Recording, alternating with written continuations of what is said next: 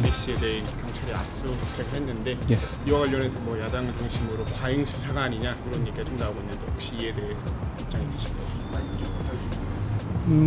저도 경찰에서 수사한다는 보도를 보고 알았는데요. 누군가를 억지로 해코지하기 위해서 주민등록번호나 수십 년간의 주소 내역이라든가 이런 부분이 담겨 있는 개인 정보를 유포하고 그리고 악용하는 것이 드러나는데도 그냥 넘어가면 다른 국민들께도 이런 일이 있어도 뭐 당연한 것이 될 겁니다. 그래서는 안 되지 않겠습니까? 만약 그렇다면 말이죠. 제가 뭐 경찰에서 사실을 잘 밝혀낼 거라고 생각합니다. 제가 작년 청문회 당시에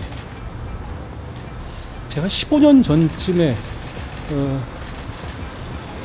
주택을 사고 판 일이 있었는데 15년 전에 뭐 주택을 저한테 산 분의 인적사항 같은 건 저는 모르잖아요. 그런데 그 어떤 인터넷 편향된 인터넷 유튜브에서 그분을 계속 찾아가서 괴롭히고 그분이 뭐 목사하셨는데 그분이 뭐 목회하는 데다 주변에다가 뭐 문제가 퍼뜨리고 이런 식으로 돼가지고 제가 굉장히 항의를 받았던 적이 있었거든요.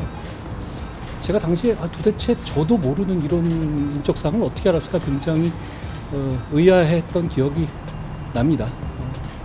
단지 저만 피해를 받는 문제가 아니라 그분이 그렇게 피해를 받을 이유는 없는 것 아니겠습니까? 그리고 아까 민주당이 뭐라고 과잉 수사가 아니냐 이런 얘기를 하고. 근데 민주당이 채널A 수사에서 했던 입장하고는 굉장히 다르시네요. 민주당은 우선 지금 이 일에 민주당이 관여한 것은 없는지 먼저 점검하셔야 되는 것 아닌가 싶습니다. 좀 해당 기자가 사실 근데 뭐 대통령실에 대해서 안 좋은 보도를 한 이력도 있다 보니까 그거에 대한 뭐 좀 보복성 아니냐 뭐 이런 비판들도 좀 나오는 것 같은데 뭐. 그거는 이제 여러 가지 해석의 문제고요. 지금 이 사안을 가지고 보셔야 될 문제 같고요.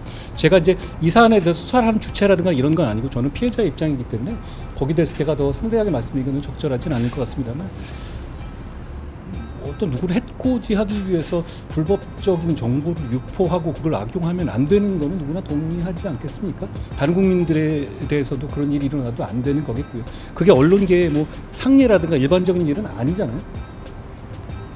아까 민주당의 그 채널A 사건에 대해 스스로 좀 돌아봐야 한다. 아니 돌아봤다는 게 아니라 채널A 사건 압수수색이나 당시에 민주당에서 굉장히 지금하고 다른 반응을 했던 것 같은데 그 점을 말씀드리고.